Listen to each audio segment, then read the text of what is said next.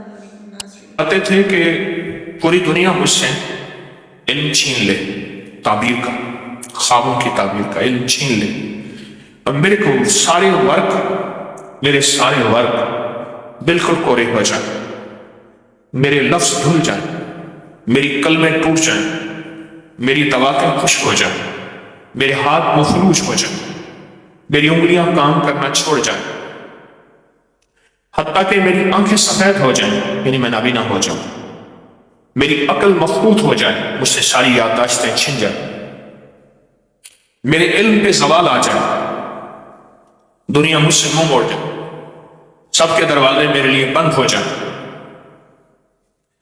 لوگوں کے لیے بہار ہو، میرے لیے ہر وقت خزاں ہی خزاں ہو، لوگوں کے لیے ہر چیز میں نفع ہو، میرے لیے نقصان ہی نقصان ہو، قرضے مجھ پہ غالب آ جائیں، حتیٰ کہ پہاڑ بن جائیں، اور پہاڑ بھی جبل حصار، وہاں ایک بہت بڑے پہاڑوں کا سلسلہ کہ اتنے بڑے پہاڑ بن جائیں،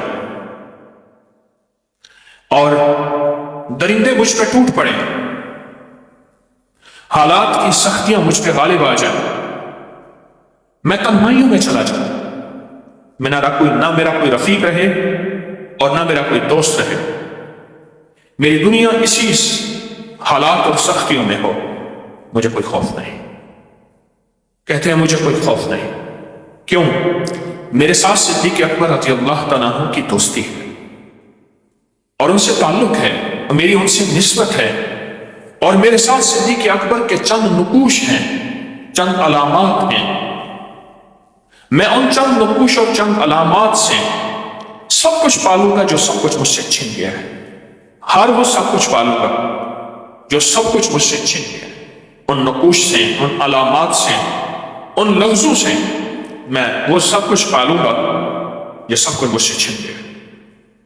ابن سیرین رحمۃ اللہ علیہ فرماتے ہیں، امام ابن سیرین رحمۃ اللہ علیہ، میں وہ سب کچھ پالوں گا جو مجھ سے چلا گیا، مال، دولت، صحت، روشنی، تازگی، زندگی، دن رات، ہر چیز مجھ سے چلی گئی، میں ہر چیز پالوں گا، اور اس لیے پاؤں گا کہ میرے ساتھ نسبت صدیق ہے، میری ان سے دوستی ہے، پھر ان کے نقوش کے ساتھ میرے تعلقات ہیں، ان کے نقوش سے میری نسبتیں ہیں، ان نقوش سے مراد ان کے ناموں کی تاثیر، ان نقوش سے مراد ان کے ناموں کا فائدہ، ان نقوش سے مراد کچھ نقش، کچھ تعویذ جو حضرت صدیق اکبر کے ساتھ نسبت رکھتے ہیں۔ فرعون کے نقش کا، فرعون کے نام کا اثر ہے، گالی بن گیا ہے، کسی کو فرعون کہیں تو اس کو غصہ آتا ہے، اس کے نام کا اثر اتنا کڑوا ہے، اتنا زہریلا ہے کہ وہ جا کے دل کے اندر آگ لگا دیتا ہے۔ اس طرح صدیق اکبر رضی اللہ تعالیٰ عنہ کی ساتھ نسبتوں کے ساتھ ایک تاثیر ہے، ایک طاقت ہے، اور وہ مرادوں کو پورا کراتی ہے، مسائل کو حل کراتی ہے، مشکلات کو دور کراتی ہے، ناکامیوں کو ختم کراتی ہے۔ یہ ابن سیرین رحمۃ اللہ علیہ کی وضاحت جو میں نے آپ کی خدمت میں عرض کی ہے۔ مشہور محدث ہیں علامہ واقدی، فرماتے ہیں ہم تین گہرے دوست تھے، ایک میں، دوسرا ایک ہاشمی، تیسرا نبتی۔ ایک مرتبہ عید کے موقع پر تنگ دستی میں مبتلا ہو گئے، گھر میں بچوں کے لیے کچھ بھی نہیں تھا، نہ لباس، نہ کھانا، نہ پہننا، کچھ بھی نہیں، حتیٰ کہ مجھے توقع تھی کہ گھر میں مہمان بھی آئیں گے تو مہمانوں کے لیے بھی کچھ نہیں تھا، ملنے والے بھی آئیں گے، ملنے والوں کے لیے بھی کچھ نہیں تھا۔ فرمایا میرا بچھونا چٹائیوں کا ختم ہو چکا تھا، میرے پاس چٹائی کا بچھونا تک نہیں رہا، مفلسی، تنگ دستی، تنگی نے میرا یہ حال کر دیا کہ میری ہر چیز مجھ سے ختم ہو گئی، اور آخر کار میں نے مجبور ہو کر اپنے ہاشمی دوست کو امداد کے لیے خط لکھا، اس نے فوراً 1000 سونے کے دینار کی تھیلی میرے پاس بھیج دی۔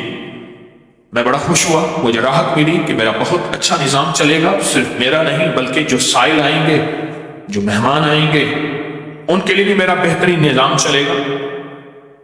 لیکن جیسے یہ تھیلی مجھے ملی، فوراً میرے نبتی کا خط آیا، دوست کا خط آیا کہ انہوں نے بھی کہا کہ میرے اوپر افلاس ہے، تنگ دستی ہے، حالات کی تنگی ہے، پریشان ہوں، گھر میں کھانے پینے کو کچھ بھی نہیں ہے، میری مدد کر دے۔ میں نے فوراً ہاشمی دوست والی وہی تھیلی لیے ہوئے میرے پاس آیا، وہ تھیلی میں نے اس کو بھیج دی۔ اب پھر کیا دیکھتا ہوں، دن کے پچھلے پہر وہ میرا ہاشمی دوست وہی تھیلی لے کر میرے پاس آیا۔ پوچھا کیا معاملہ ہے؟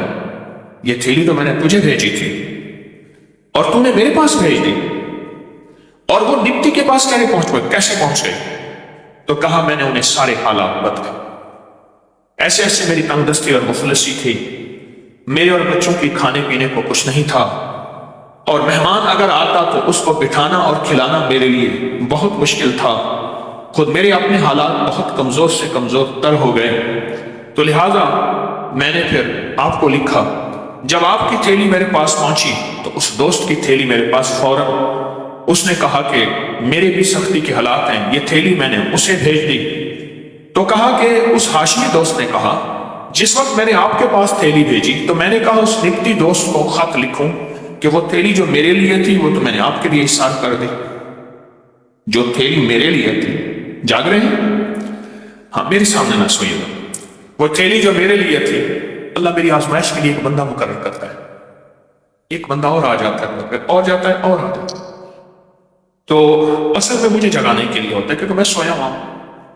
تو کہتے ہیں وہ تھیلی میں نے آپ کو دے دی۔ میں نے اس دوست کو لکھا کہ مجھے دیں، تو وہی کی وہی تھیلی میرے پاس آ گئی۔ تو میں نے سارا معاملہ بتایا کہ اس دوست نے خط لکھا، میں نے آپ والی تھیلی اسے بھیج دی، آپ نے اسے خط لکھا، اس نے میری والی آپ کو بھیج دی، اسے پتہ نہیں تھا کہ آپ نے بھیجی۔ اب یہ کہنے لگے، تینوں حضرات کہنے لگے چلو ٹھیک ہے، تھیلی ایک ہے، ضروریات زیادہ ہیں، کیا کیا جائے؟ تو ان میں ایک جو علامہ واقدی ہیں وہ فرماتے ہیں میں نے اس سے کہا کہ اس پریشانی کے حال میں میرے استاد نے شیخ حمید بن رخاص نے کہا کہ مجھے عمل بتایا تھا۔ وہ عمل یہ بتایا کہ جب کوئی مشکل ہو، تنگ دستی کی انتہا ہو، حالات کی سختی ہو اور پریشانی ہو، تو شیخ العتیق ان سے نسبت جوڑنا، تیرا مسئلہ حل ہو جائے گا۔ فوراً آنکھیں کھل گئی دونوں کی، اور دونوں سمجھ گئے حضرت صدیق اکبر رضی اللہ تعالیٰ عنہ کا ایک لقب عتیق بھی ہے۔ تو کہا کہ میں نے وہ، فوراً کہا ہاں سچ کہا ہم تینوں نے شیخ عتیق کے، حضرت ابوبکر کے ان نسبتوں کے نقوش جمع کیے اور ان کو لکھا، اور ان کو لکھ کے پورا عمل میں لے آئے جو عمل کی ترتیب لکھی تھی۔ ہر بندے نے اپنی محنت کی، ہر بندے نے اپنی توجہ کی، ہر بندے نے اپنا تجربہ، اور ہر بندے نے اپنے حالات کے مطابق اس کو لکھا، اور یقین سے لکھا، عقیدت سے لکھا، سچائی سے لکھا، جذبے سے لکھا، اور کہا کہ جب یہ سب لکھ لیا تو کہا کہ اچانک ہم لکھ چکے تھے، عمل کر رہے تھے، دعا کر رہے تھے، حضرت ابوبکر کی نسبت کے جتنے نقش تھے ان پہ محنت کر رہے تھے، اچانک کہا چند ساتیں ہی گزری تھیں کہ اچانک ایک شور اٹھا، اور شور سے مراد ایسا تھا جیسے بادشاہ کی سواری آ رہی۔ تو کہا ہم سمجھے کہ شاید بادشاہ کی سواری گزری۔ وہ کہتے ہیں شور میرے دروازے کے آگے آ کے رک گیا، پریشان۔ ہم تینوں باہر نکلے، جا کے دیکھا تو بادشاہ کا مشیر اور مشیر خاص، وہ جو ہے کہاں کھڑا تھا اور ہمارا انتظار کر رہا تھا، اور سب کے نام لیے۔ آپ کا نام؟ میں نے کہا یہ۔ اپنے کاتب کو کہا دیکھو، اس نے کہا بالکل ایسی یہی نام ہے۔ دوسرے کا پوچھا آپ کا نام؟ کہا یہی ہے۔ اپنے کاتب سے کہا دیکھو، اس نے کہا بالکل یہی نام ہے۔ تیسرے سے کہا تیسرا نام، کاتب نے کہا بالکل یہی نام ہے۔ تینوں نام سارے کے سارے اس نے لکھے، دیکھے اور کہا بالکل ٹھیک ہے۔ سب کو 5,000 دینار کی ایک تھیلیاں دی، 5 تھیلیاں اس کو دی، 5 تھیلیاں اس کو دی، 5 تھیلیاں اس کو دی۔ کہا ہم حیران، ہم تو 100 درہم دینار مل جائے تو ہمارا گزارا ہو جائے، 50 مل جائے تو گزارا ہو جائے، 5,000 دینار، جسے کہتے ہیں کہ بندہ بیٹھے بیٹھا امیر ہو گیا۔ اور دروازے توڑ کے رزق آیا، چھت پھاڑ کے رزق آیا، یہ کیسے ہو گیا؟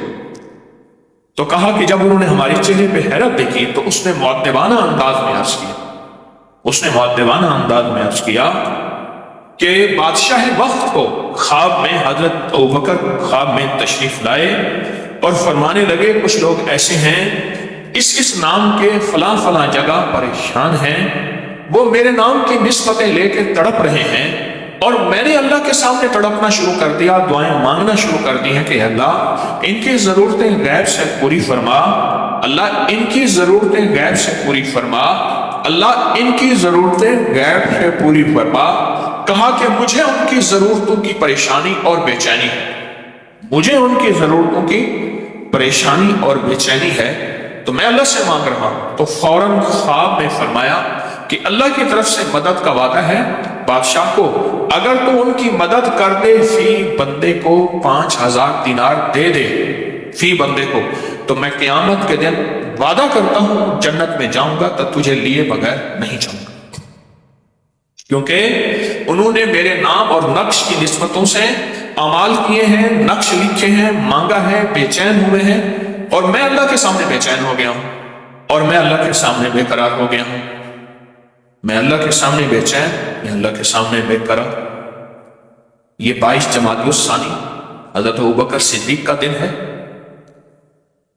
کہا کہ میں بے چین ہو گیا ہوں، میں بے قرار ہو گیا ہوں، اور اس سے وعدہ کرتا ہوں اگر تم ان کی مدد کر دے اپنے خزانوں سے، تیرے خزانے بے بہا ہیں، بادشاہ کے خزانے ہیں، تو میں تو اس سے وعدہ کرتا ہوں کہ انشاءاللہ اللہ پاک جب مجھے اپنی رحمت سے جنت میں بھیجیں گے، مجھے اپنی رحمت سے جنت میں بھیجیں گے، میں تیرے بغیر نہیں جاؤں گا۔ تو کہا کہ وہ کاتب کہنے لگا، بادشاہ کا مشیر کہنے لگا کہ مجھے فوراً حکم دیا اس پتے پہ، اس مقام پہ یہ 3 افراد ہیں، اور کاتب کو لکھوایا کہ پہلے ان افراد کے یہ نام پتہ کر لو، اس کے بعد فی آدمی کو 5,000 تھیلی دیتے جاؤ۔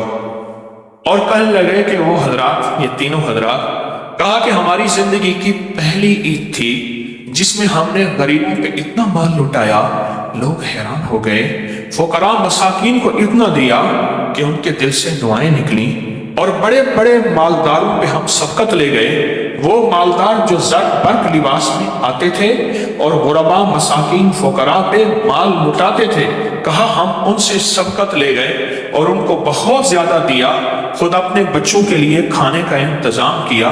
کہا ہمارے اس طرح مال لٹانے پہ بہت سارے لوگ ہمارے گھر اس دفعہ مبارکباد کے لیے، ملنے کے لیے آئے، اس سے پہلے کبھی اتنے نہیں آئے۔ کہا اس کا ہم نے پہلے سے انتظام کیا، اور کھانا پینا اور بڑے دسترخوان اور اعلیٰ قسم کی چیزیں ہم نے پہلے سے تیار رکھی، اور کہا کہ یہ سب میں دعا دیتا ہوں حضرت ابوبکر کے نقش، ان کی نسبتیں اور ان کے نقش کی تاثیر سے۔ اور فرمایا میں نے زندگی میں تجربہ کیا کہ زندگی میں جب بھی کسی پہ کوئی فقر کا، فاقے کا، غربت کا، تنگدستی کا حال آیا، اور اس نے یہ عمل آزمایا، یقین سے آزمایا اور مسلسل یقین سے کیا، تو کبھی بھی اس پہ نہ تنگدستی آئی، نہ حالات کی سختی آئی، اگر آئی بھی تو غیبی نظام سے حل ہو گئی، اور غیبی نظام اس کی وجہ سے ان کے قریب آیا، اور انہوں نے جاگتی آنکھوں سے اللہ کی مدد دیکھی۔ اگلا واقعہ سنیں۔ شیخ ابو علی وقاص نے فرمایا خلیفہ بغداد کے پاس بعض درویشوں کی شکایت آئی کہ یہ لوگ ملحد ہیں، بے دین ہیں، نئی نئی چیزیں گھڑتے ہیں، لہٰذا ان درویشوں سے زمین کو پاک کیا جائے۔ ان میں جنید بغدادی، ابوالحسن نوری، شیخ رقام، شیخ شہام اور اس طرح کے اور بڑی بڑی ہستیاں تھیں، لہٰذا ان کو گرفتار کر لیا اچانک۔ پر میں جنید بغدادی رحمت اللہ علیہ جب گھر سے نکلنے لگے تو انہوں نے گھر کو کہہ دیا کہ نسبتوں کے تحریر کا خیال رکھنا، میں شاید واپس زندہ آ جاؤں، اگر نسبتوں کی تحریر کا خیال نہ رکھا تو میں زندہ واپس نہیں آؤں گا۔ بادشاہ کے ہرکارے جس انداز سے مجھے گرفتار کرنے آئے۔ کہا کہ اس طرح باغی لوگ میں سے کسی نے یہ عمل اختیار نہ کیا سوائے ایک کے، وہ تھے شیخ ابوالحسن نوری رحمت اللہ علیہ۔ شیخ ابو الحسن، کہا کہ انہوں نے یہ عمل اختیار کیا اور اس عمل کو انہوں نے گھر والوں کو کہہ دیا کہ یہ عمل نہ چھوڑنا۔ حتیٰ کہ جب ہم گئے تو بادشاہ نے جنید بغدادی رحمت اللہ علیہ سے پوچھا تو حضرت جنید بغدادی رحمت اللہ علیہ نے دیکھ کے فرمایا انہوں نے علمی سوال کیے، انہوں نے علمی سوالوں کا جواب دیا۔ بادشاہ مطمئن ہو گیا، یہ تو بہت صاحب علم ہے، مجھے تو اطلاع ملی یہ تو لوگ بالکل جاہل ہیں، ان کو کسی چیز کا پتہ نہیں، نہ یہ کسی چیز کو جانتے ہیں، تو بالکل جاہل اور ان کو کسی چیز کی خبر ہی نہیں، کسی چیز کی خبر ہی نہیں۔ تو کہنے لگے کہ انہوں نے حضرت جنید کو تو اجازت دی تھی، اور حضرت جنید نے اس وقت الحمدللہ فرمایا، کہنے کے بعد کہا پہلے میں اللہ کا شکر ادا کرتا ہوں، اس کے بعد اس کے حبیب کا شکر ادا کرتا ہوں، اس کے بعد اس کے رفیق کا شکر ادا کرتا ہوں۔ تو بادشاہ نے پوچھا رفیق کون ہے؟ کہا ان کے رفیق جو ان کے مزار میں ان کے ساتھ سو رہے ہیں وہ ابی بکر ہیں، ابی بکر ہیں، ابی بکر ہیں، 3 دفعہ فرمایا۔ کہا کہ میں ان کے عمل کے وسیلے سے آج نجات پا چکا ہوں، اور ان کا عمل میرے پاس ہے کہ ان کے کچھ نقوش ہیں، کچھ تحریریں ہیں، کچھ حرف ہیں، کچھ الفاظ ہیں، جب بھی میں نے لکھے اور وہ عمل کیا، جب بھی میں نے لکھے وہ عمل کیا تو ہمیشہ مجھے نجات ملی اور ہمیشہ مجھے راحت ملی۔ اب باقی رہ گئے 3 حضرات۔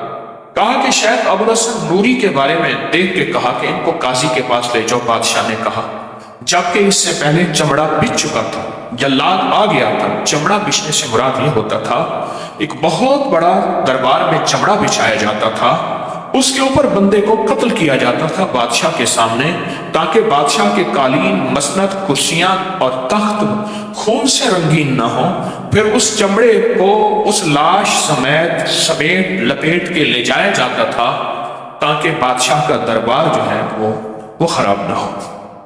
چمڑا تک بچھا دیا اور جلاد آنکھ کے اشارے کا انتظار کر رہا تھا۔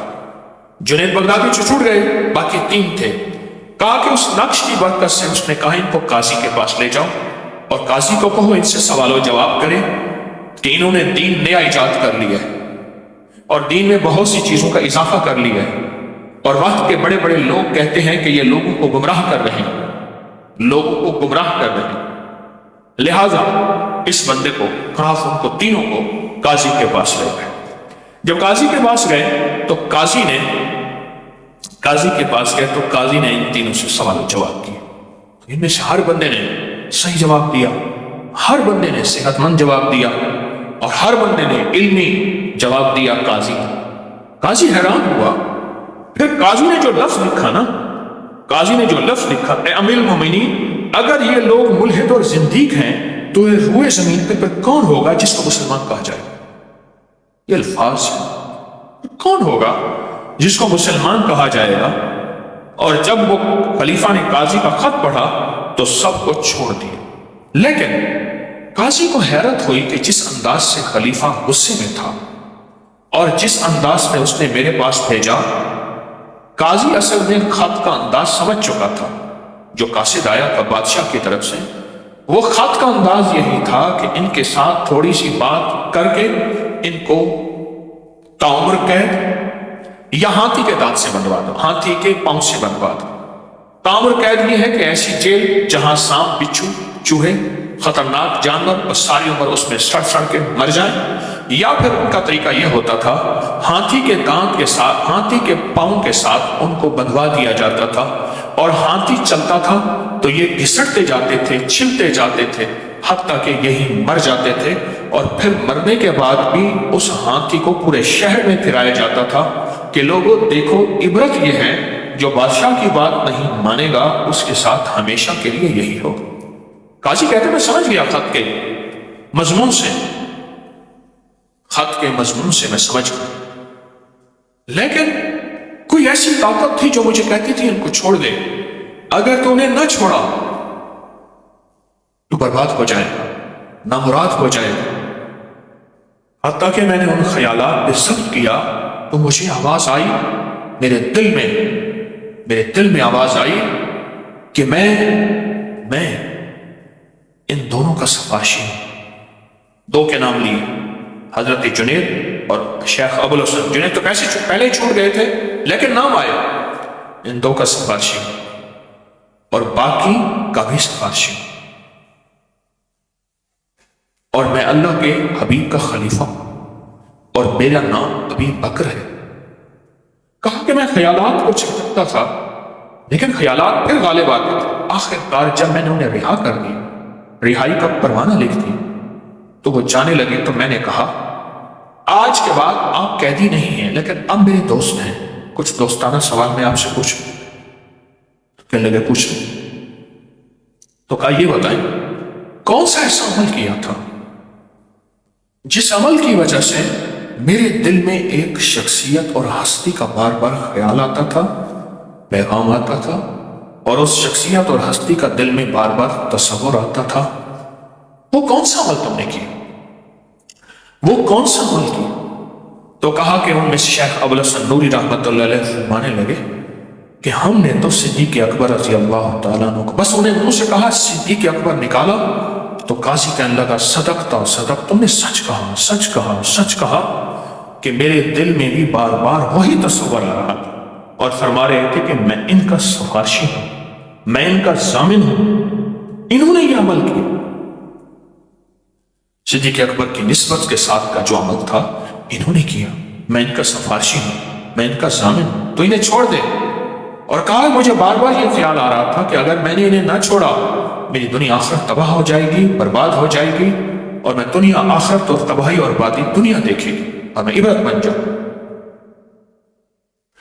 تو انہوں نے کہا کہ جب ہمیں بادشاہ کے سپاہی گرفتار کر کے آ رہے تھے، ہم نے اپنے گھر والوں کو کہا کہ وہ حضرت ابی بکر، حضرت ابو بکر کا وہ نقش، ان کی نسبتوں کے وہ تحریر، وہ الفاظ فوراً عمل شروع کر دو۔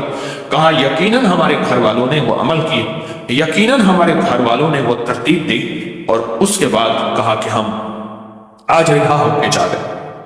قاضی کہنے لگا کیا وہ نقش ہمیں مل سکتا ہے؟ تو کہاں مل سکتا ہے؟ تو قاضی نے اپنا قلم اور کاغذ سامنے کیا تو شیخ نے وہ سارا نقش لکھ کے ان کے سامنے رکھا۔ کہا کہ ہم نے اتنے نقش لکھے ہیں، ہمیں حفظ یاد ہو گیا ہے، ہمیں زبانی یاد ہو گیا ہے، وہ نقش کاغذ پہ نہیں ہمارے دلوں پہ نقش ہے، کاغذ پہ نہیں ہمارے دلوں پہ نقش ہے۔ کہا ہمیں اتنا یاد ہو گیا ہے، تو انہوں نے وہ سارا نقش لکھ کے انہیں دے دیا اور اس کی ساری ترتیب اور ترکیب سمجھا۔ کہا کہ شیخ فرماتے ہیں زندگی میں بہت عرصہ میں بھی زندہ رہا، قاضی بھی زندہ رہا، حضرت جنید کا وصال ہو گیا بغدادی رحمت اللہ علیہ کا۔ تو کہا کہ ایک دفعہ قاضی مجھے ملا ایک جنازے میں، تو کہا جنازے کی صفیں چیرتا ہوا وہ قاضی میرے پاس آیا، بہت بوڑھا ہو گیا تھا، اس کا بیٹا اس کو سہارا دے رہا تھا۔ کہا کہ وہ قاضی میرے پاس آیا اور کہنے لگا اللہ تیرا بھلا کرے، اللہ تجھے جزائے خیر دے، تو نے مجھے جو نقش دیا تھا اس نقش نے مجھے بھی راحت دی، میں نے جس کو دیا اس کو بھی راحت دی، میری بھی مشکلیں حل ہوئیں، میں نے جس کو دیا اس کی بھی مشکلیں حل ہوئیں، اور میں نے بے شمار کہا کہ ایسے قیدیوں کو دیا جو بے گناہ تھے، صرف بادشاہ کا راز تھا، وہ قید سے نجات ان کو مل گئی۔ میں نے بے شمار مفلسوں کو دیا جن کے گھر میں کھانا پینا نہیں تھا، وہ غنی ہو گئے۔ کہا کہ میں نے مریضوں کو دیا، وہ صحت مند ہو گئے، اور کہا کہ میں نے آفت زدوں کو دیا، ان کی آفتیں دور ہو گئی، اور کہا میں نے ایسے لوگوں کو دیا جن کی مرض کی خبر نہیں تھی، وہ جادو ہے، جنات ہیں یا مرض ہے، کہا وہ صحت یاب ہو گئے، اور کہا میں نے ایسے لوگوں کو دیا جو حج بیت اللہ کرنا چاہتے تھے، اسباب نہیں تھے، ان کے حج بیت اللہ کی غیب سے ترتیب بن گئی، اور کہا ایسے لوگوں کو دیا جو خود صدیق اکبر کے ساتھ نبی علیہ السلام کا دیدار چاہتے تھے، کہا ان کو دیدار مصطفیٰ بھی ہوا، دیدار صدیق اکبر بھی ہوا۔ یہ فرماتے ہیں کہ میں اس قاضی کے چہرے کو دیکھ رہا تھا، بوڑھا ہو چکا تھا اور آنکھوں سے آنسو تھے، اور وہ اس نقش کے فائدے بتا رہا تھا، اور میں یقین کے کانوں کے ساتھ سن رہا تھا، وہ یقین کی زبان کے ساتھ بتا رہا تھا، میں یقین کے کانوں کے ساتھ سن رہا تھا اس نقش کے فائدے۔ اللہ عجیب اور واقعہ سنا جی. اور میں ایک مرتبہ حضرت امام احمد بن حنبل، یہ کتنا واقعہ ہے؟ نہیں، پہلے ابن سیرین کا نہیں سنا چکا، بصرہ والا.